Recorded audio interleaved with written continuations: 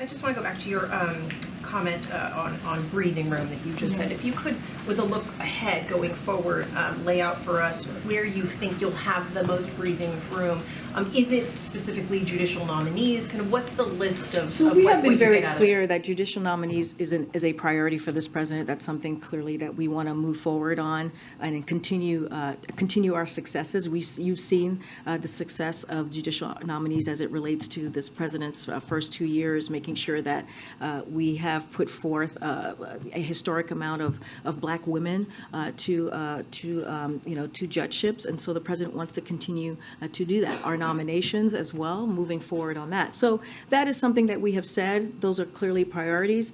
Don't want to get too far ahead of what the president wants to do or what that legislative process is going to continue to have those conversations, congressional leadership. But again, look, we saw the results. All of you reported on the results of the midterms, and the Democrats, and not just Democrats, pardon me, but the American people were very, very clear on what they wanted to see. They want Congress and the president to continue to fight for women's rights and our freedoms. They want to protect our democracy. They don't want our Social Security or our Medicare to be put on the chopping blocks, and that's what Republicans officials were putting out there as their plan. And so we're going to continue to deliver for the American people. What you saw Senator Warnock do and what you saw Democrats do this past election is run on the president's agenda, run on an agenda that was successful. And so that's what this was a success for Democrats, but also for President Biden. Why not lay out that agenda now, given that the results are in? So if you could walk us through the thought process behind that, when we then might hear the president, are we going to hear some kind of speech on that?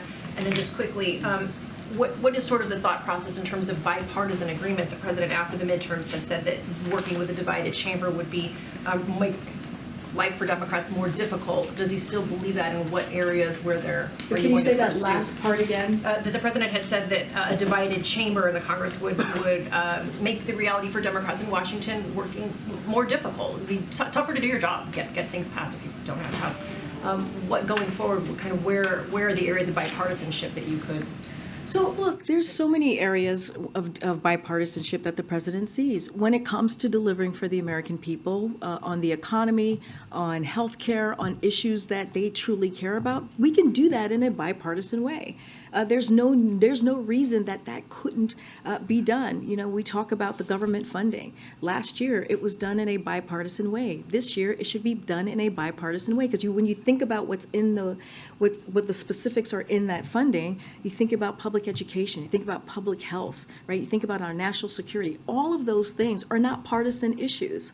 But I will also say, when the president had his meeting with the Big Four, the Republican and Democratic leadership in Congress just last week, he was very clear. You saw the readout, and you heard me say this as well, which is, this past almost 2 years, there were more than 200 pieces of legislation that the president signed into law that were bipartisan. It is possible to get things done. The president was in Phoenix, Arizona. He talked about the CHIPS and Science Act. That was done in a bipartisan way to bring back jobs to the U.S., manufacturing jobs in the U.S.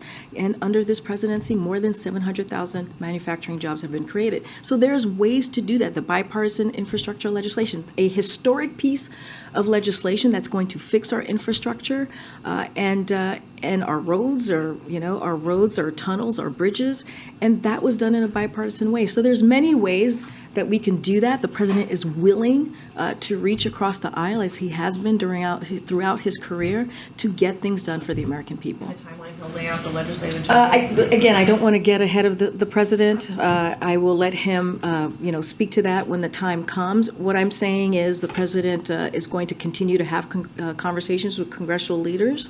He did just last week, just a week ago or so. And he wants to make sure that we can continue moving the country forward in a way that helps the American people.